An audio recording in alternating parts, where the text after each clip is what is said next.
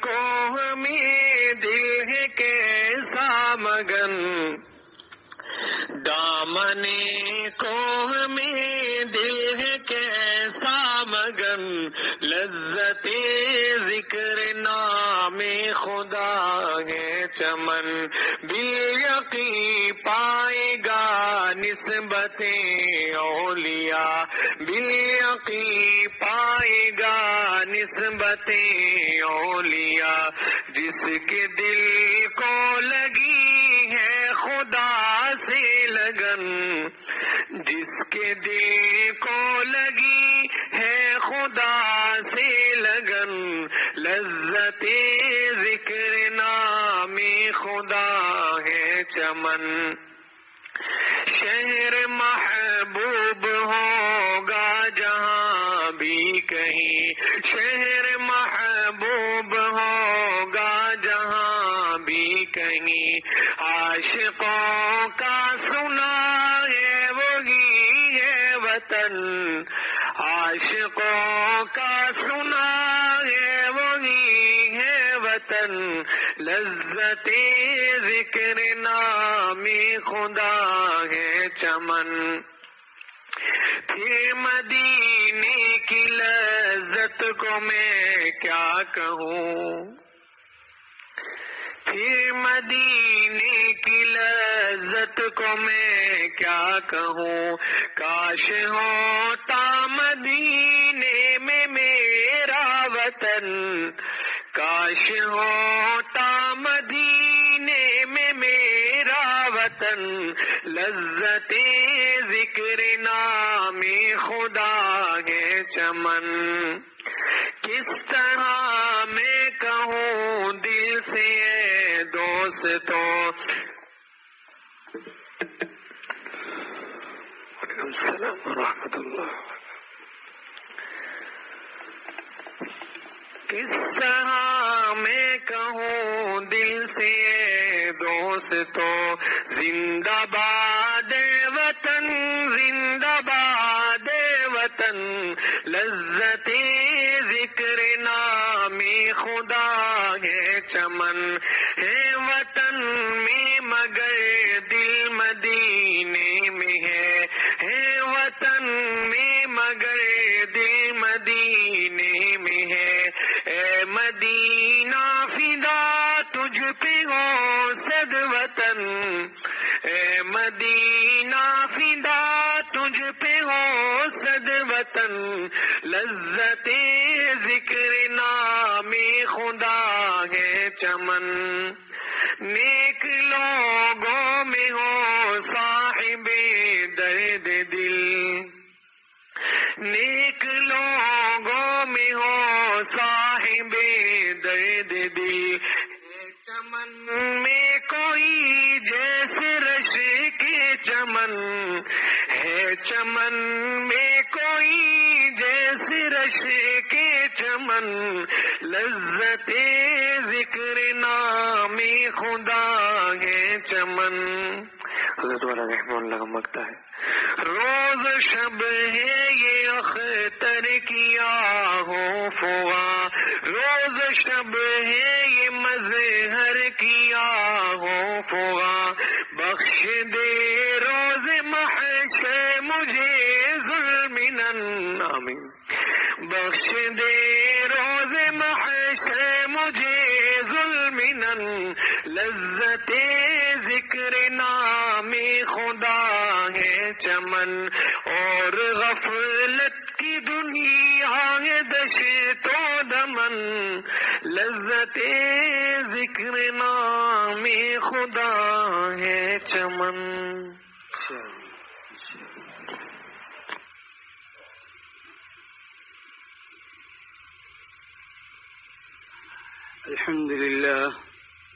الحمد لله وكفى وسلام على عباده الذين اصطفى، أما بعد، فأعوذ بالله من الشيطان الرجيم، بسم الله الرحمن الرحيم، شهر رمضان الذي أنزل فيه القرآن هدى للناس وبينات من الهدى والفرقان،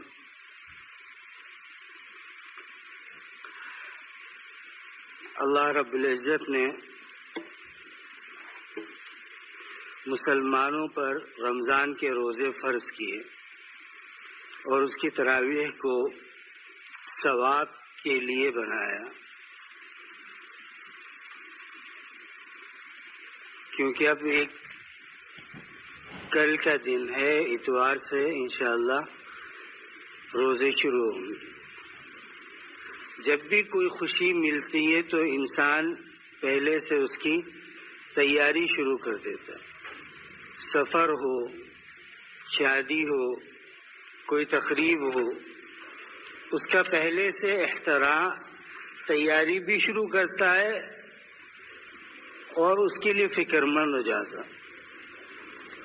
اور یہ مہینہ اتنا مبارک ہے کہ آپ علیہ الصلوۃ والسلام نے اس کی تیاری کے لیے رجب میں ہی فرمایا، اللہم بارک لنا فی رجب و شعبان وبلغنا فی رمضان، کہ اللہ ہمارے رجب اور شعبان میں برکت عطا فرما اور رمضان کا بابرکت مہینہ ہمیں عطا فرما۔ جب رسول اللہ صلی اللہ علیہ وسلم کی زبان سے یہ مہینہ بابرکت نکلا ہے تو یقیناً اس مہینے کے اندر برکات موجود ہے، اور یہ اس لیے ہم پر فرض کیا گیا، فرمایا تاکہ تم اہل تقوی میں شامل رہتا انسان سارا سال ہی تقوی میں، لیکن بزرگان دین نے لکھا ہے کہ جس انسان کا رمضان تقوی سے اور عبادت سے گزرے گا اس کا سارا سال اسی طرح گزرے گا۔ عموماً ہمارے یہاں رمضان کس چیز کا مطلب سمجھا جاتا ہے کہ رمضان میں افطار ہوگی، سحری ہوگی، کھانا زیادہ ملے گا، فکر یہ ہوتی ہے کہ گھر کے اندر فلاں چیز موجود ہے یا نہیں ہے، اگر نہیں ہے تو اس کو جلدی لائے اور ہمارے دسترخوان پر وہ چیز موجود ہونی چاہیے۔ اللہ کے نبی علیہ الصلوۃ والسلام کی زندگی میں یہ چیز نہیں تھی۔ بعض دفعہ آپ نے کھجور کھا کر کے روزہ رکھا، نفلی روزہ، تو فرض کے لیے تو آپ علیہ الصلوۃ والسلام کتنی کوشش کرتے ہوں گے یہ ہم تصور بھی نہیں کر سکتے۔ یہی حال صحابہ اکرام کا تھا۔ تو اللہ نے اس مہینے کو ہمارے لیے روزوں کو فرض فرمایا اور فرمایا کہ یہ وہی مہینہ ہے جس کے اندر قرآن پاک ہم نے نازل کی، یعنی اللہ کے ہاں قرآن پاک پورا ہوا تو لوح محفوظ کے اندر آ کر قرآن پاک محفوظ ہو گیا، پھر وہاں سے رسول اللہ صلی اللہ علیہ وسلم کے اوپر آہستہ آہستہ آہستہ وقتاً فوقتاً نازل ہوتا گیا۔ جبرائیل علیہ السلام آہستہ آہستہ لے کر کے آتے رہے، یکدم پورا قرآن نازل نہیں کیا اللہ نے۔ یہ دلیل اس بات کی ہے کہ جو انسان قرآن نہ پڑھا ہوا ہو اور علوم قرآن اس کو معلوم نہ ہو، پھر بھی لوگ وہ کیا کہے کہ دین کو بیان ہر ایک کر سکتا ہے، ہر مسلمان کر سکتا ہے۔ تو جو انسان جس کام کو نہیں جانتا، کبھی آپ اس کے ہاتھ میں وہ کام نہیں دیتے۔ کبھی آپ نے کسی مستری کے ہاتھ کے اندر الیکٹریشین کا کام نہیں دیا کہ میرے گھر میں بجلی کا کام ہے، اس کو کر دو۔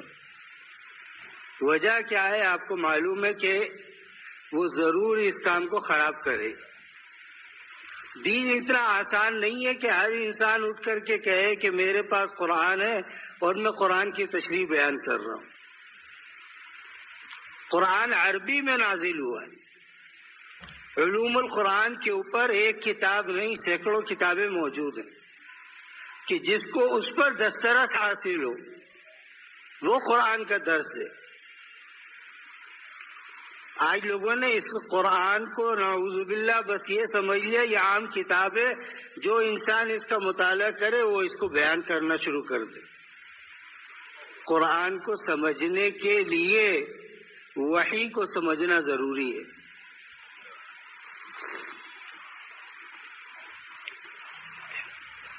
جب تک وحی کو انسان نہیں سمجھے گا تو قرآن کیا سمجھے گا؟ قرآن صرف الفاظ نہیں ہے، قرآن ایک مکمل ہدایت کی کتاب ہے۔ قرآن ایک ایسا راستہ ہے جو انسان کو اس زمین سے جنت تک لے کر کے جاتا ہے۔ اسی لیے کیا فرمایا رسول اللہ صلی اللہ علیہ وسلم نے؟ فرمایا خیرکم من تعلم القرآن وعلمہ۔ خیر کا لفظ رسول اللہ صلی اللہ علیہ وسلم کا بتا رہا ہے کہ تم میں سے جو قرآن پڑھنے اور پڑھانے والے ہیں وہ لوگ بہترین لوگ ہیں۔ تو رسول اللہ صلی اللہ علیہ وسلم جن کو بہترین کہہ رہے ہیں تو پھر ان کو بہترین ہونا بھی چاہیے۔ ہر انسان کے بس کی بات نہیں ہے۔ تو اللہ نے قرآن نازل فرمایا اسی مہینے کے اندر، اور اس مہینے کے اندر اتنی برکات رکھ دی کہ جب انسان تو یہ سوچتا ہے کہ یار گرمی بھی ہے، بھوکا بھی رہنا ہے، پیاس بھی لگے گی، پھر کیا کروں گا؟ تو اللہ نے اس کا اجر کیا رکھا ہے؟ فرمایا کہ تمام عبادتوں کا اجر اللہ تعالیٰ اسی دنیا میں کسی شکل میں دیتے ہیں، لیکن رمضان کا اجر اللہ نے فرمایا خود میری ذات ہے۔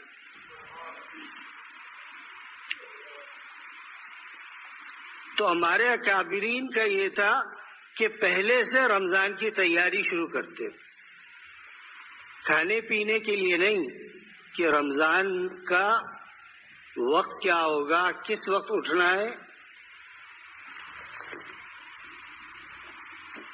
کس وقت جاگنا ہے، اور کس وقت کیا کام کرنا۔ ہمارے یہاں ہم رمضان کا مطلب یہ سمجھتے کہ بس سحری اور افطاری یہ اچھی ہو، بس رمضان اچھا گزر گیا۔ رمضان میں جو شخص گناہوں سے بچے گا پورا سال اللہ تعالیٰ اس کو گناہوں سے بچنے کی توفیق عطا فرمائے۔ جو شخص رمضان کے اندر غیبت سے بچے گا اس کو سارا سال اللہ تعالیٰ غیبت کرنے سے بچائیں گے۔ رمضان میں جو انسان حسد کرنا، تمام وہ اعمال گناہ کے جو اس کی زندگی میں موجود ہے، وہ رمضان سے پہلے دعا کرتا ہے کہ اللہ مجھے تمام ان برائیوں سے میری روح کو نجات عطا فرما۔ اللہ تعالیٰ اس کی روح کو رمضان کی برکت سے اللہ نجات عطا فرما دیتے، صرف رمضان کے مہینے کے لیے نہیں، پورے سال کے لیے۔ لہذا جیسا رمضان گزارے گا ویسا سارا سال گزارے گا۔ آج رمضان آتا ہے تو تاجر کو یہ فکر ہوتی ہے کہ میری دکان کے اندر سامان زیادہ موجود ہے یا نہیں، ایسا نہ ہو کہ یہ رمضان کا مہینہ یہ سیزن ضائع ہو جائے۔ یہ سیزن دنیا کے لیے نہیں ہے، یہ سیزن آخرت کا ہے۔ اسی لیے آپ علیہ الصلوۃ والسلام جو یہاں علماء بیٹھے وہ جانتے ہیں کہ آپ نے صرف لیلۃ القدر کو ڈھونڈنے کے لیے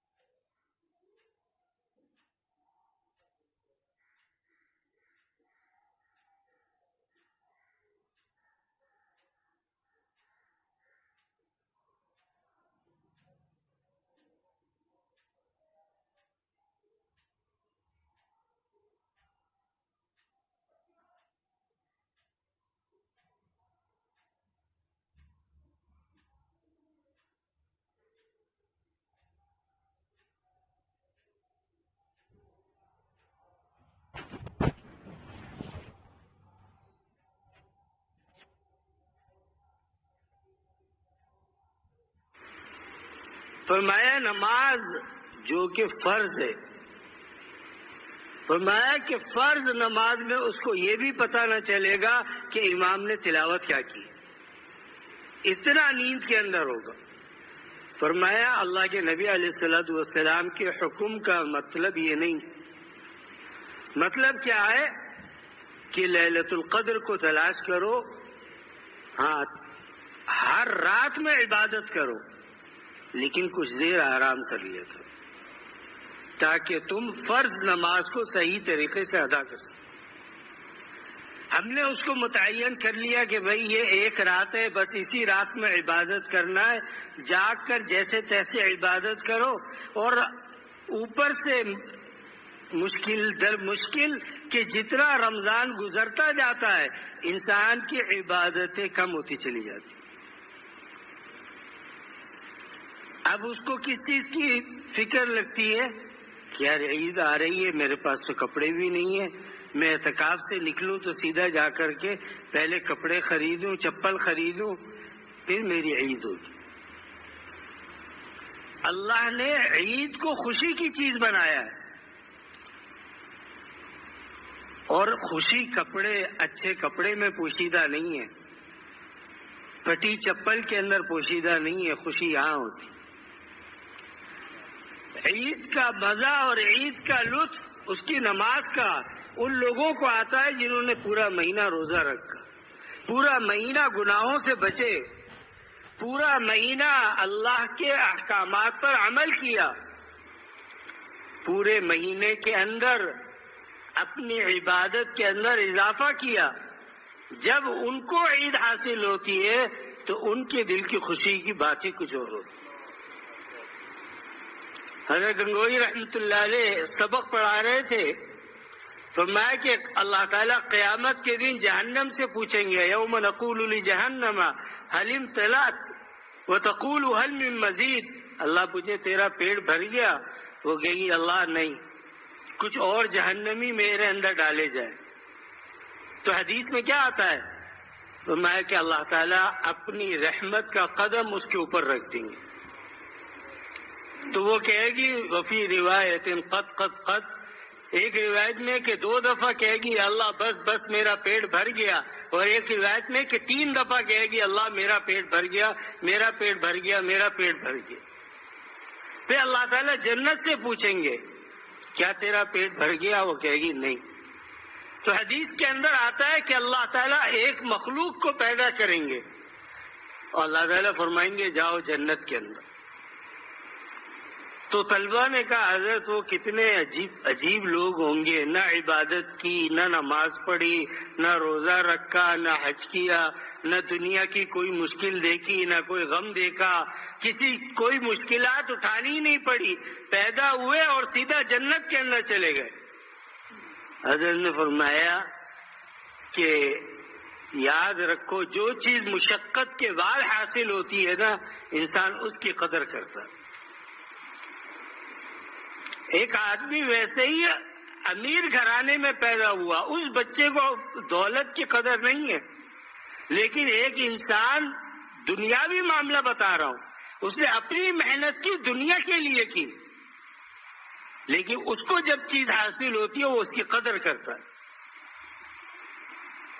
تو جو انسان فرمایا کہ ان کو کیا لذت ملی، جو لذت دنیا کے اندر انسان اب گناہوں سے بچنے کا غم اٹھاتا ہے، عبادات میں تھک جاتا ہے پھر بھی نہیں رکتا، فرمایا ان کو جو جنت میں جا کر کے خوشی ملے گی نا، وہ ان لوگوں کو خوشی حاصل نہیں ہوگی۔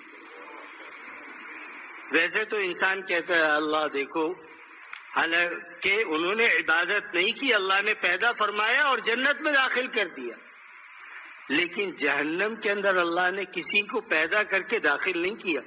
جہنم میں جہنمی ہوں گے، اللہ اپنی رحمت سے اس کا پیٹ بھریں گے، لیکن جب جنت سوال کرے گی کہ میرا پیٹ نہیں بھرا تو اللہ تعالیٰ مخلوق پیدا فرمائیں گے۔ اللہ جہنم کے لیے بھی پیدا فرما سکتے تھے، لیکن اللہ اتنے کریم ہے کہ جہنم کی آگ کو اپنی رحمت سے اللہ نے اس کو بٹھا دیا، اور جنت نے جب سوال کیا اللہ نے فرمایا میری ایک مخلوق تیرے اندر رہے گی، لذت حاصل ہو یا نہ ہو، دنیا میں مشکلات برداشت کی ہو یا نہ کی ہو۔ جو انسان اپنے دماغ کے اندر ایک چیز بٹھا لیتا ہے اور پھر اس کے پیچھے لگ جاتا ہے اور اس کو جب پا لیتا ہے تو انسان کا حال کیا ہوتا ہے؟ ہر انسان کے دل میں ایک خواہش ہے، ایسے ہی ہے نا انسان کیا کہتے ہیں بھائی اپنے لیے کوئی اپنی زندگی کا کوئی ایسا راستہ مقرر کرو، اس نے مقرر کر لیا، تجارت ہے، شہرت ہے، عزت ہے، اس کو جب وہ مل گئی تو وہ انسان کیا کہتا ہے اب تو میں کامیاب ہو گیا۔ اسی طرح اللہ کا راستہ ہے، اس میں مشقتیں بھی آئیں گے، نفس گناہ چھوڑے گا سوال ہی پیدا نہیں ہوتا۔ اس کے اندر اللہ نے مادہ گناہ ایسا رکھا ہے، دادا نے فرمایا کہ اگر یہ 100 سال کا بھی ہو جائے تو بھی اگر اس کو گناہ سامنے نظر آئے تو یہ کیا کہے گا یار یہ اس دفعہ کر لوں پھر اس کے بعد نہیں کرنا بس۔ حضرت عمر رضی اللہ تعالیٰ عنہ کے زمانے میں ایک گورنر کی شکایت، یہ بد نظری کیسا عمل ہے میں آپ کو بتاتا ہوں۔ حضرت عمر کے زمانے کے اندر ایک شخص نے آ کر کے حضرت عمر سے شکایت کی کہ آپ نے جو گورنر بھیجا ہے ہمارے علاقے کے اندر وہ کیسا گورنر ہے، لوگوں کی خبر گیری خیر خیریت دریافت ہی نہیں کرتا۔ حضرت عمر کا یہ تھا کہ یا تو خود جاتے تھے یا اس کو طلب کرتے تھے۔ حضرت عمر نے اس صحابی رسول کو طلب کیا، میں یہاں آؤ، میں نے تمہیں بھیجا تھا گورنر بنا کر اور یہ کہا تھا لوگوں کے لیے آسانیاں پیدا کرنا، مشکلات نہ پیدا کر۔ وہ آ گئے، حضرت عمر نے پوچھا کہ یہ شخص تمہاری شکایت لے کر کے آیا، کیا شکایت ہے؟ کہا یہ لوگوں کا خیال نہیں رکھتا۔ صحابی رسول انہوں نے بد دعا نہیں دی لیکن دل میں غم ہوا۔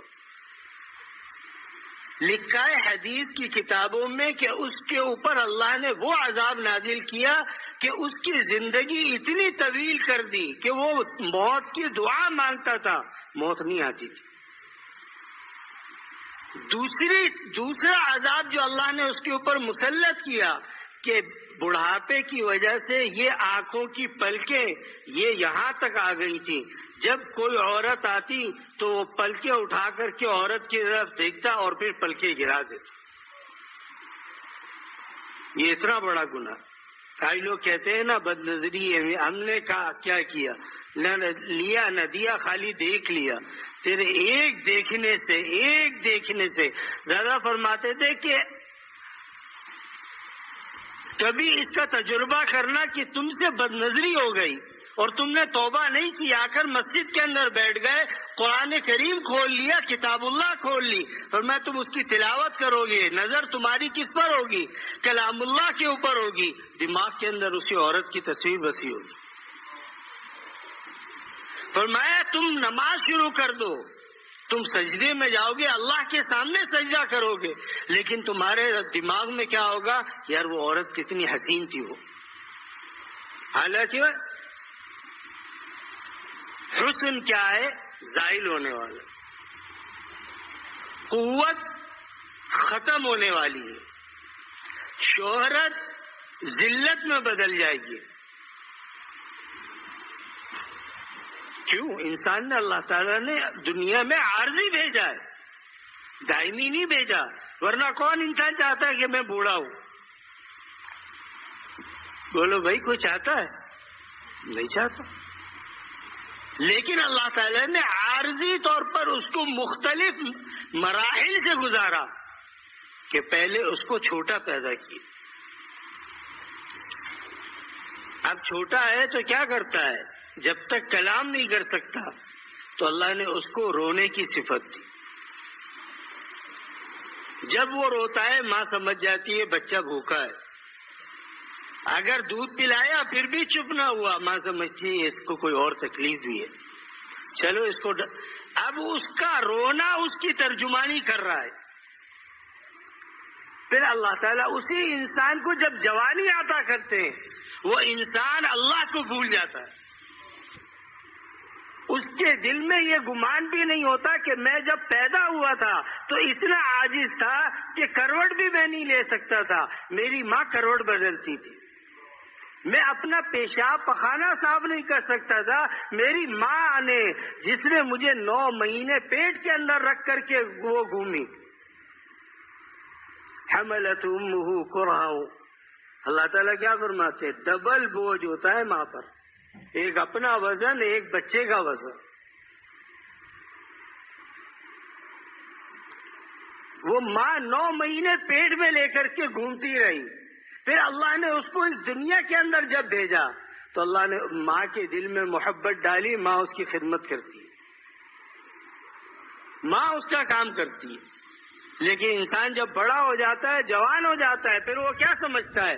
یار میں تو جوان ہی پیدا ہوا تھا، تو جوان نہیں پیدا ہوا تھا.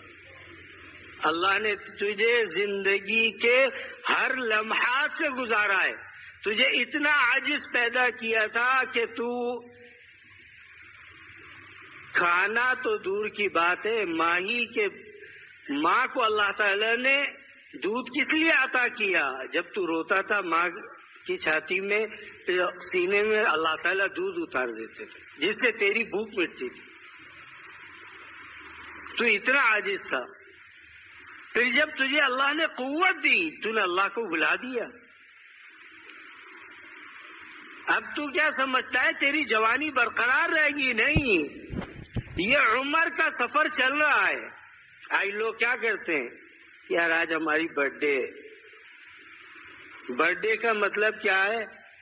تمہاری، آپ کی اور میری زندگی میں اگر کوئی شخص ہماری بلوغت کے بعد کہے کہ بھائی یہ آپ کی زندگی ہے 60 سال کی اور ہر سال کے لیے میں آپ کو 1 کروڑ روپے دیتا ہوں، آپ کو ملتے رہیں گے،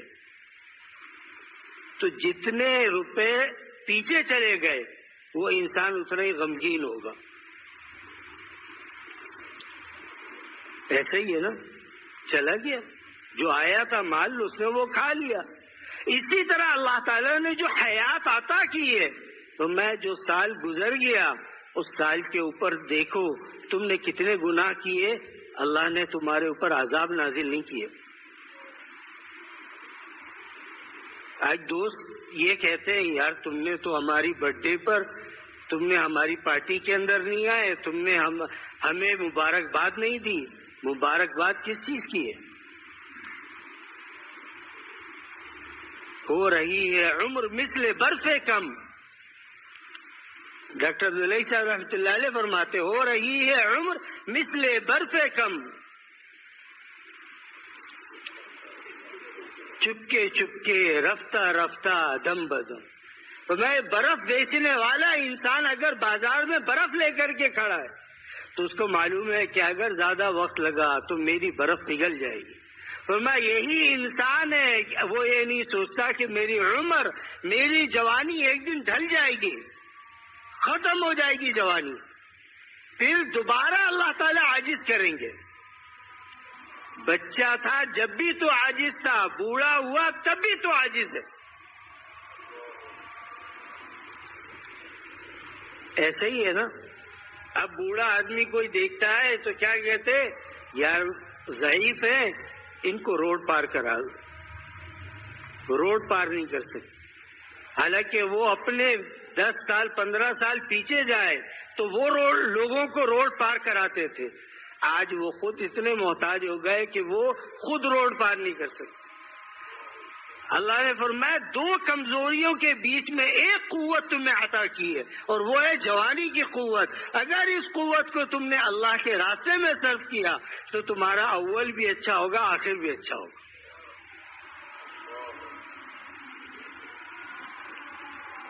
دادا جان رحمۃ اللہ علیہ فرماتے تھے کہ میں جب حضرت شاہ عبد الغنی صاحب پھلپوری رحمۃ اللہ علیہ کے پاس گیا تو میری عمر 17 سال تھی. فرمایا میں نے جاتے ہی 4 مہینے لگائے پہلی دفعہ میں، کیونکہ جب دل سے دل مل جاتا ہے نا تو پھر انسان کو کسی چیز کی فکر نہیں ہوتی. اسی لیے کہتے تھے، فرمایا آنکھ سے آنکھ ملی مگر دل سے دل نہ ملا، ساری عمر ناؤ پہ بیٹھے مگر ساحل نہ ملا. میرا دل مل گیا، میں نے 4 مہینے لگا. پھر حضرت کے ساتھ 10 سال میں مسلسل ایسے رہا کہ دن و رات حضرت کی خدمت کی میں. تب اللہ تعالیٰ نے یہ مقام عطا فرمایا.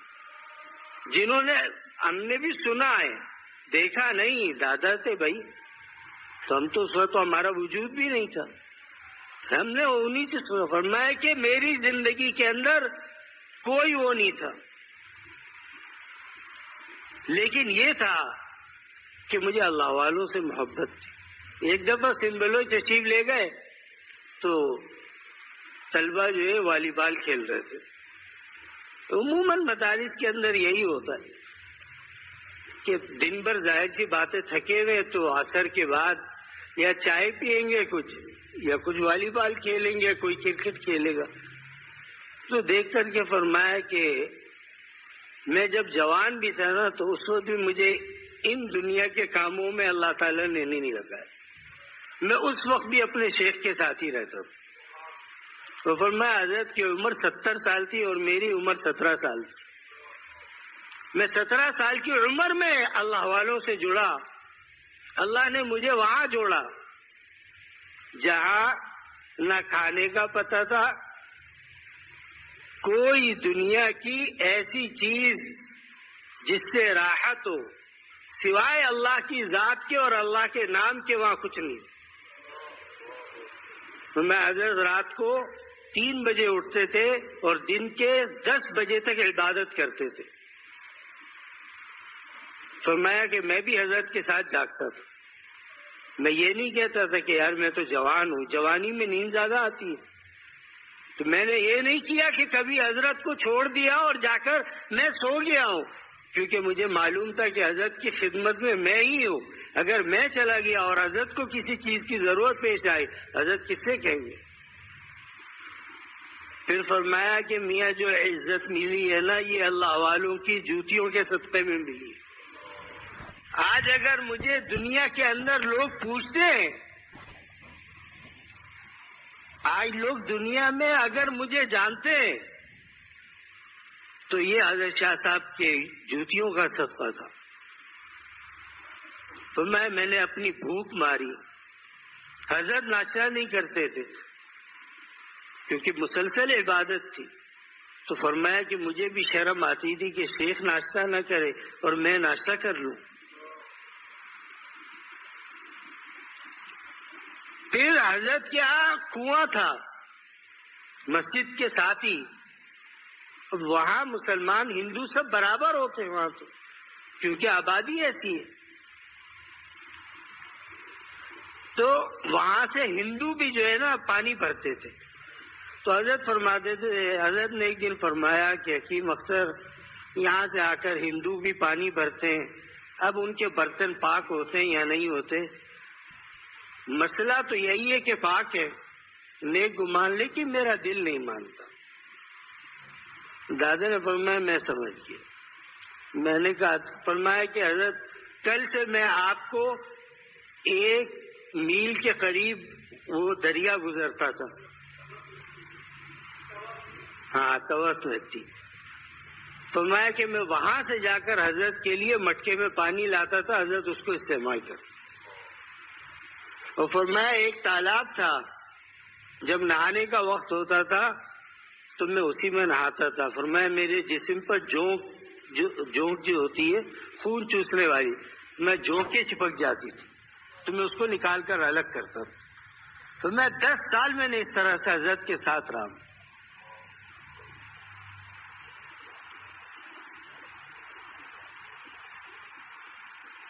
پھر اللہ تعالی نے مقبولیت عطا فرمائے. تو اللہ والوں کے پاس رہنا، پھر نہ اللہ تعالیٰ جس نے جوانی، اللہ تعالیٰ فرماتے تھے جس نے جوانی اللہ پر فدا کر دی اللہ اس کے بڑھاپے کو چمکا دیتے. آج لوگ دیکھتے ہیں نا کہ فلانا آدمی بوڑھا ہے، ضعیف ہے، بزرگ ہے، لوگ اس کا احترام کر رہے ہیں. فرمایا اس کے بڑھاپے کو مت دیکھو، اس کی جوانی کو دیکھو، اس نے کتنا غم اٹھایا. مجھے خود جہاں دادا کی شادی ہوئی تھی، میری دادی جہاں سے تھی، تو دادا وہاں رہتے تھے. وہ دیہات تھا، وہاں جمعہ تھا نہیں. دادا جمعہ پڑھنے کے لیے حضرت کے پاس جاتے تھے. غالباً وہ سفر 12 یا 13 میل کا سفر تھا، اور دادا کے پاس سائیکل نہیں تھی. دادا سائیکل لے کر کے جمعہ پڑھنے صرف اپنے شیخ کے پیچھے جاتے تھے. تو لوگ کہتے تھے کہ حکیم صاحب آپ کو کیا ہو گیا، جب جمعہ یہاں ہے ہی نہیں تو آپ کیوں جاتے وہاں جمعہ پڑھنے؟ تو میرا شیخ جب جمعہ پڑھتا ہے میں کیوں بیٹھوں. اس طرح سے زندگی گزاری. تو لوگوں نے بعد کی زندگی تو دیکھی کہ یار حضرت کے آگے پیچھے اتنے لوگ دنیا جہان سے لوگ آ رہے ہیں، کیوں آ رہے ہیں؟ انہوں نے وہ نقشہ نہیں دیکھا جس نقشے سے وہ گزرے تھے.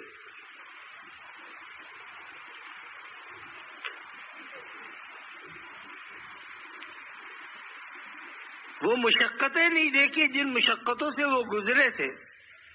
لوگوں نے راحت دیکھ کر کے کیا سمجھا؟ میاں دنیا تو راحت کی چیز ہے. دنیا راحت کی چیز اس وقت ہے جب انسان اللہ کو راضی کر لے. جب راضی کر لیتا ہے پھر اللہ تعالیٰ دنیا کی ہر مشکل کو اس کے لیے آسان بنا دے.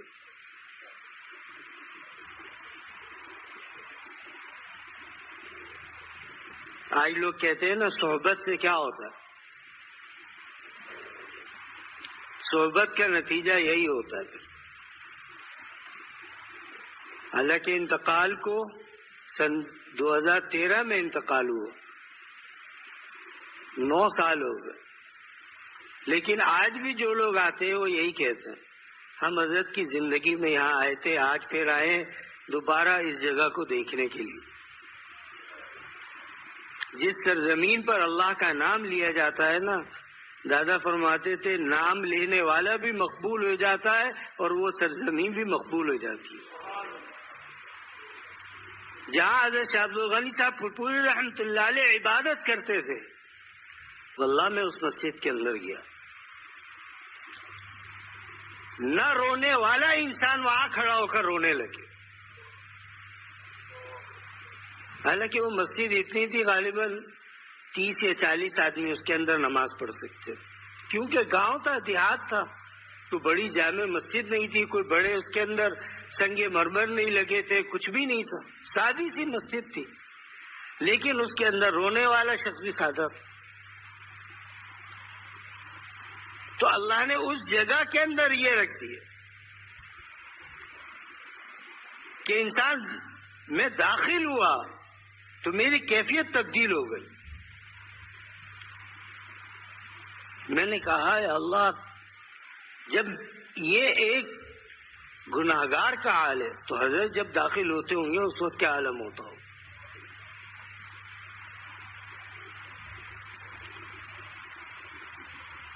تو میرے عزیزوں، اب رمضان کا مہینہ آ رہا ہے، اس کا کچھ حصہ ایسا ہو جو آپ اپنے بڑوں کے ساتھ گزاریں. 10 دن، 3 دن یا روزانہ آنے جانے کا گھر قریب ہے، کچھ دیر کے لیے ان کے پاس کیا ہوگا؟ رمضان کے اندر صحبت کا اثر زیادہ ہو. کیوں؟ اللہ تعالیٰ نے شیطان کو قید کر دیا، نفس کمزور ہو گیا. اب کیا ہے؟ اب ہمت کر کے تقویٰ کو اختیار کر. یہ وہ مہینہ ہے جس میں انسان متقی بن سکتا ہے. متقی کا مطلب کیا ہے؟ اللہ کا پیارا بن سکتا ہے.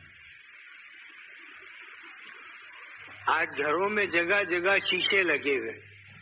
آدمی جہاں سے گزرتا ہے اپنی شکل دیکھ کر کے وہ کیا کہتا ہے؟ واہ میاں میں تو میں ہوں، میرا لباس، میری شکل و صورت یہ اللہ نے عطا فرمائی ہے. اگر شکل و صورت ہوتی تو حضرت بلال حبشی کو آپ علیہ الصلوۃ والسلام بیت اللہ پر چڑھاتے. جہاں قریش مکہ کیا کہہ رہے تھے؟ کہا شکر ہے ہمارا باپ مر گیا، اگر وہ دیکھتا کہ ایک کالا بیت اللہ پر چڑھا ہوا ہے تو وہ غم سے ہی مر جاتا. ہمارے باپ کو یہ دیکھنا نصیب نہیں ہوا، بہت اچھا ہے. تو رسول اللہ صلی اللہ علیہ وسلم پہنچ گئے، فرمایا دین کے اندر کالا اور گورا نہیں ہے. بلال نے مار بہت کھائی ہے، بلال نے غم بڑے برداشت کیے. بلال میرا مؤذن ہے، اذان کے لیے بیت اللہ کے اوپر کھڑا کیا. میں بلال چڑھو بیت اللہ پر، اذان دو.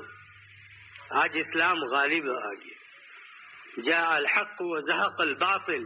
رسول اللہ صلی اللہ علیہ وسلم جب بیت اللہ میں داخل ہوئے فتح مکہ کے دن تو آپ علیہ الصلوۃ والسلام کے ہاتھ میں چھڑی تھی. آپ اس سے بتوں کو گرا رہے تھے اور کہہ رہے تھے جاء الحق وزهق الباطل ان الباطل كان زهوقا. آج اللہ رب العزت نے حق کو غالب کر دیا اور باطل کو اللہ نے برباد کر دیا. اور آپ علیہ الصلوۃ والسلام کے جو بڑے غزوات ہیں آپ ان کو اٹھا کر دیکھیں، وہ رمضان کے اندر لڑے گئے. بدر رمضان کے اندر لڑا گیا. رسول اللہ صلی اللہ علیہ وسلم روزے سے تھے، آپ نے روزہ توڑ دیا. کیوں؟ کفار سے جنگ تھی. ایک روزے سے ہونا، دوسرا اس حالت کے اندر جا کر جہاد کرنا، اتنی مشقت کرنا. ہمارا تو 2 گھنٹے اگر ہم دھوپ کے اندر رہ کر کے آ جائے تو 6 گھنٹے پنکھے کے نیچے سے نہیں ہٹتے. کیا بڑی مشقت یار، باہر تو اتنی گرمی ہے، اتنی گرمی ہے. تجھے باہر کی گرمی کا احساس دل کے اوپر ہو رہا ہے. اگر تو گناہ کرتا ہے تیرے دل میں جب گرمی ہوتی ہے تجھے اس کا احساس کیوں نہیں ہوتا؟ تو کیوں کہتا ہے کہ یار کیا ہے، دنیا تو ہے، بار بار تھوڑی آنا، ایک ہی دفعہ ہے، مزے کر کے جاؤ. آئے بھی ایک ہی دفعہ ہو، جاؤ گے بھی ایک ہی دفعہ، لیکن اللہ کو راضی کر کے گئے تو آخرت کے اندر مزے ہی مزے.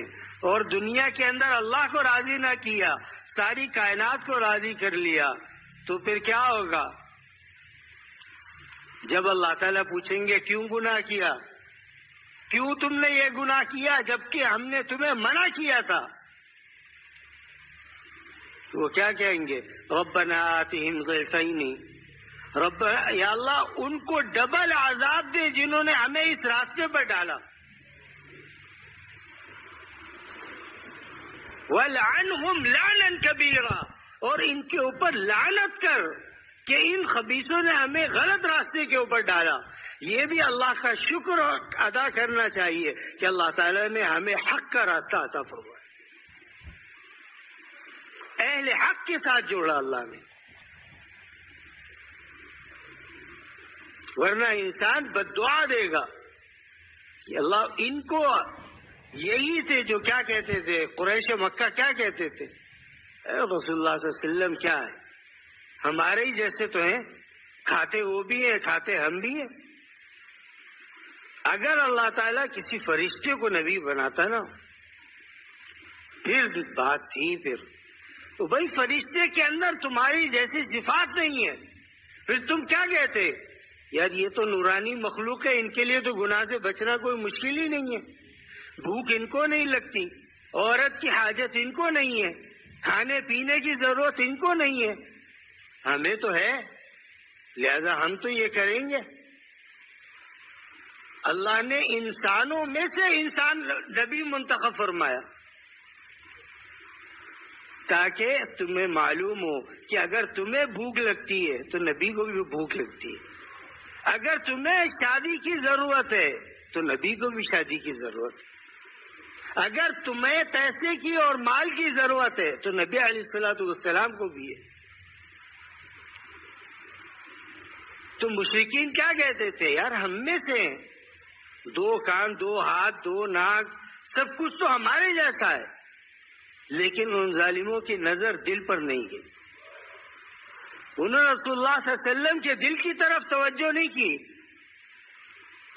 حضرت ابو موسیٰ اشعری رضی اللہ تعالیٰ عنہ کے بارے میں آتا ہے کہ بیت اللہ آئے، مسلمان اسلام نہیں لائے تھے، اور مہمان بنے تو قریش کے لوگوں نے کہا کہ دیکھو یہاں ایک شخص جادوگر رہتا ہے، لہذا اگر تم رات کے وقت بیت اللہ جاؤ تو یاد رکھنا اپنے کانوں کے اندر روئی ڈال کے جانا، ورنہ اس کے الفاظ اتنے تاثیر والے ہیں جو سنتا ہے وہ ہٹتا نہیں وہاں سے، تم بھی پلٹ جاؤ گے۔ کہتے حضرت موسیٰ اشعری رضی اللہ تعالیٰ عنہ فرماتے ہیں کہ میں چلا گیا روئی ڈال کر کے، میں نے دیکھا ایک شخص کھڑا ہوا ہے اور کچھ پڑھ رہا ہے، تو میں نے اپنے دل کے اندر کہا کہ یار روئی ڈال کر کے بیٹھنا یہ کون سی بات ہے، میں روئی نکال دیتا ہوں، اگر اچھا لگا تو مان لوں گا، اچھا نہیں لگا تو چھوڑ دوں گا میں۔ میں نے کان سے روئی نکال دی تو دیکھا رسول اللہ صلی اللہ علیہ وسلم قرآن کریم کی تلاوت کر رہے تھے نفلوں کے اندر، تو جب میں نے سنا تو فرمایا میرا دل پگھلنا شروع ہوا۔ جب رسول اللہ صلی اللہ علیہ وسلم فارغ ہوئے تو میں آپ علیہ الصلوۃ والسلام کے سامنے گیا، آپ نے فرمایا کہ تم مکے کے تو نہیں لگتے۔ میں نہیں، میں مکے کا نہیں ہوں، باہر سے آیا۔ آپ نے فرمایا کس لیے آئے ہو؟ کہا یہاں بیت اللہ کی زیارت کے لیے آیا تھا۔ تو رسول اللہ صلی اللہ علیہ وسلم نظروں سے پہچان گئے کہ اس شخص کے دل میں قرآن کی محبت۔ آپ نے فرمایا تو اب یہاں کیا کرنے کے لیے بیٹھے؟ فرمایا میں نے آپ کو تلاوت کرتے سنا، اور میں چاہتا ہوں جس دین پر آپ ہیں مجھے بھی اسی دین پر لے آئے۔ اللہ کے نبی کے ہاتھ پر کلمہ پڑا۔ اب جب جن کے میزبان تھے وہ آئے، انہوں نے کہا ہم نے تجھے نہیں کہا تھا کان میں روئی ڈال کر رکھنا، آخر تو بدل گیا نا۔ یہ کلام جادو کا کلام ہے، جادوگر کلام ہے۔ تو جو کلام کافر کے دل کو نرم کر دے، آج مسلمان کہتے ہیں یار ہمیں پڑھنے میں تھوڑی مزہ آتا ہے، قرآن کی لذت کیا ہے؟ ہم پڑھتے ہیں، ہمیں تو ایسا مزہ نہیں آتا۔ بات یہ ہے کہ دل کے اندر محبت ہے، دل کے اندر محبت ہونی چاہیے، تب انسان جب قرآن کو پڑھے گا تو کسی اور ہی طریقے سے پڑھے گا۔ ہمارے دادا فرماتے تھے کہ حضرت شاہ عبد الغنی صاحب 70 سال کی عمر میں 10 پارے تلاوت کرتے تھے، 3 دن کے اندر ایک قرآن ختم کرتے تھے، اور یہ کوئی ایک دن نہیں تھا، ہر روز کا یہ معمول تھا۔ آج تو امام اگر تراویح لمبی کر دے تو لوگ کیا کہتے ہیں؟ مولانا خیریت تو تھی، آپ نے اتنی لمبی تراویح پڑھائی کیوں؟ قرآن کی محبت نہیں ہے دل کے اندر، یہ نہیں معلوم کہ یہ کیا چیز ہے۔ امام احمد ابن حنبل نے کوڑے اس لیے نہیں کھائے تھے،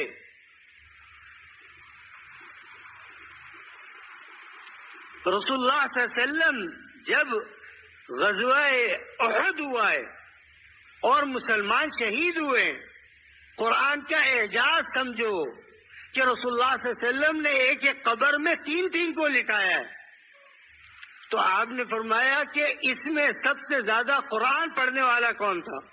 فرمایا یہ صحابی۔ فرمایا اس کو آگے لٹاؤ، اس سے کم پڑھنے والے کو اس سے پیچھے لٹاؤ۔ اس کو قرآن زیادہ یاد ہے، اس کو آگے کرو. تو رسول اللہ صلی اللہ علیہ وسلم قبر میں اتارتے ہوئے اس کا اکرام کر رہے ہیں. آج ہم دنیا میں حافظوں کو دیکھ کر کے آج ہم ان کا مذاق اڑاتے ہیں. جن کا اعزاز نبی کرے وہ کیسے ہوں گے؟ آج ہم کہتے ہیں مولانا مولوی صاحب آپ نے تو بڑی لمبی تلاوت کی، ہم تھک گئے. اب پتہ نہیں صبح تو جب انسان تجارت کرتا ہے تو صبح سے شام تک نہیں تھکتا. 1 گھنٹہ تراویح کے لیے اگر نکال لے تو 1 گھنٹے کے بعد خود ہی بیٹھا اپنی ٹانگ دبا رہا ہوں، بہت تھک. کیوں؟ اس کے دل میں قرآن کی محبت ہی نہیں ہے. اس کو یہ معلوم ہی نہیں ہے کہ میں کس کے دربار میں کھڑا ہوں. اس کو یہ استحضار نہیں ہے کہ میں کس کا کلام سن رہا ہوں. وہ کلام جو رسول اللہ صلی اللہ علیہ وسلم پر نازل ہوا تھا، جو جبرائیل امین لے کر آتے تھے، جو تمام ملائکہ کے سردار ہیں، اور اس نبی پر لے کر آتے تھے جو نبی تمام انبیاء کا سردار ہے، اور وہ کتاب لے کر آتے تھے جو کتاب تمام کتابوں کی سردار ہے.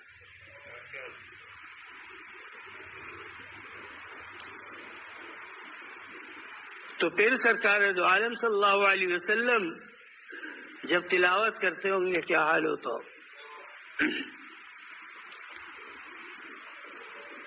تو آج ہمیں کیا ہے، امام صاحب 1 گھنٹہ لگا دیا آپ نے، بڑی دیر کر دی آپ نے.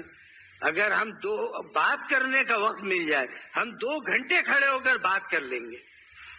ہم اپنے مزاج سے تو سوچیں کہ اگر ہمارا کوئی دوست مل گیا تو ہم 1.5 گھنٹہ کھڑے ہو کر کے اس سے بات کریں گے، ہمیں تھکاوٹ نہیں ہوگی.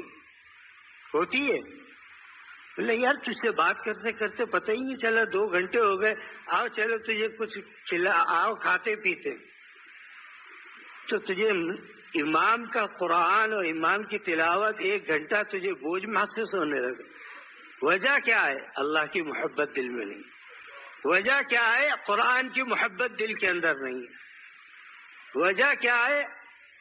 قرآن کی عظمت دل کے اندر نہیں.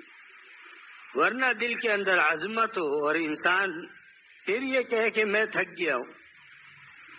حضرت شیخ الہند رحمۃ اللہ علیہ کے بارے میں آتا ہے کہ مغرب افطار کرتے تھے، مغرب پڑھتے تھے، اشراق میں کھڑے ہوتے تھے، عشاء کا وقت ختم ہونے تک تلاوت کرتے تھے. پھر اس کے بعد عشاء کی نماز پڑھتے تھے، تراویح پڑھتے تھے، تراویح کے بعد پھر کھڑے ہوتے تھے اور تہجد تک قرآن پڑھتے تھے. جن کو اللہ تعالیٰ نے محبت عطا کی ان سے پوچھو قرآن کیا چیز ہے. امام احمد ابن حنبل نے کوڑے کھائے، امام صاحب سے پوچھو کہ قرآن کی محبت کیا چیز ہے.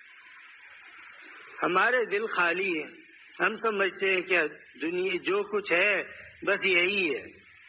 نہیں دوستو، دل اللہ نے کیا بتایا؟ فرمایا کہ دل اللہ کا گھر ہے. جب اللہ کا گھر ہے تو اس کو غیر سے خالی کرو. جب غیر نکل جائے گا اللہ خود بخود آ جائے گا. اور جب تک غیر رہے گا انسان یہ سوچے کہ اس میں اللہ آ جائے. جب تم اپنے اس گھر میں نہیں جاتے جہاں تمہارا دشمن موجود ہو کہ میری غیرت گوارا نہیں کرتی، تو دنیا میں سب سے زیادہ غیرت مند ذات اگر ہے تو اللہ کی ذات ہے. تم یہ نہ سوچو کہ دنیا کی محبت بھی دل کے اندر ہو، حسینوں کا غم بھی دل کے اندر ہو اور اسی دل میں اللہ بھی ہو. نہیں، اللہ فرماتے پہلے اس کو میرے نام سے صاف کرو. جب تو صاف کر لو گے ہم خود تمہارے دل میں آ جائیں گے. تو میرے عزیزو، رمضان کا مہینہ 2 دن کے بعد شروع ہو جائے گا. اس مہینے کو ہم قیمتی بنائیں. جو لمحہ مل گیا، دکان پر بیٹھا ہے گاہک نہیں ہے، قرآن اٹھاؤ پڑھنا شروع کر دو، تلاوت کرو. اس وقت ہم کیا کرتے ہیں؟ بھائی وہ حساب کی کاپی لیا اور قلم لیا اور حساب کر لے.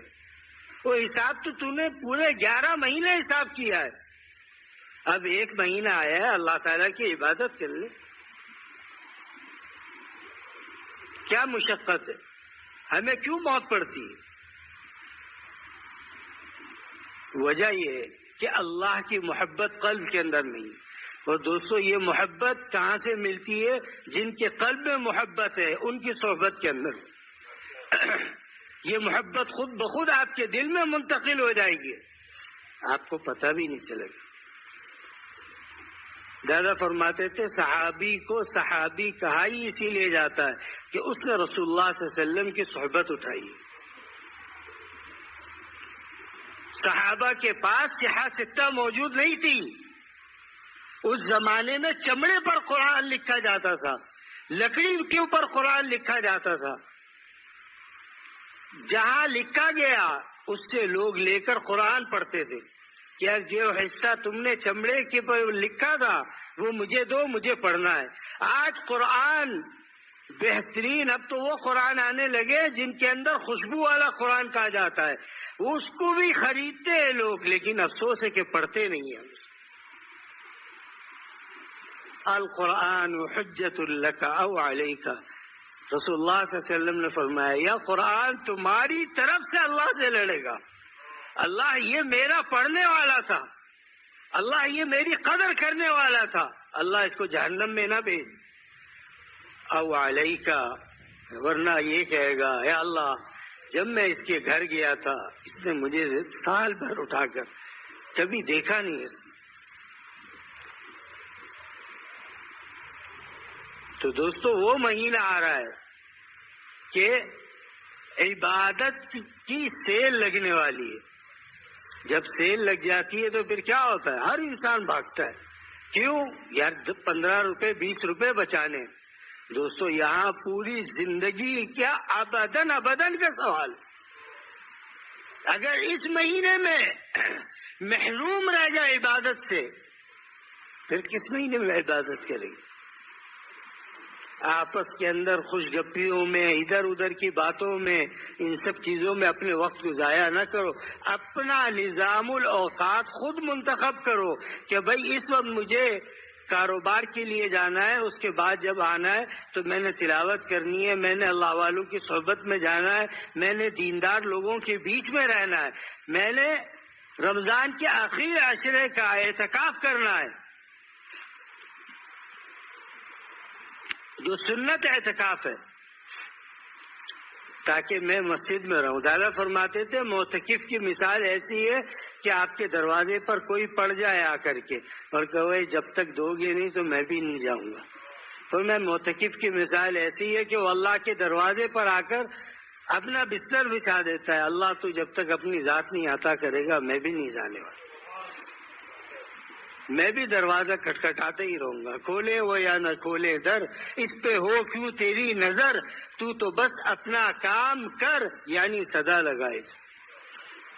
فقیر نہیں دیکھتا مجھے اس گھر سے ملا نہیں ملا، 5 سال سے مانگ رہا ہوں اس گھر سے کبھی نہیں ملا، وہ پھر بھی 5 سال کے بعد بھی اگر آئے گا تو اس گھر کا دروازہ ضرور بجائے گا. اس کو معلوم ہے کبھی نہ کبھی تو ملے گا. دادا نے فرمایا اللہ کا دروازہ بجاتے رہو، نہ معلوم کب اللہ تعالیٰ دروازہ کھولے. اور فرمایا آ جاؤ آغوش رحمت کے اندر. تو اللہ ہمیں رمضان کی قدر کی توفیق عطا فرمائے. رمضان المبارک کے بابرکت لمحات کو اللہ تعالی ہمیں اس کی قدر کرنے کی اور اس کے اندر عبادت کرنے کی اللہ تعالی توفیق عطا فرمائے. ایک خاتون نے لکھا ہے کہ میری بہن کی آنکھ کا کل آپریشن ہے، آنکھ کا پردہ ٹھیک ہو جائے، بینائی واپس آ جائے، آمین.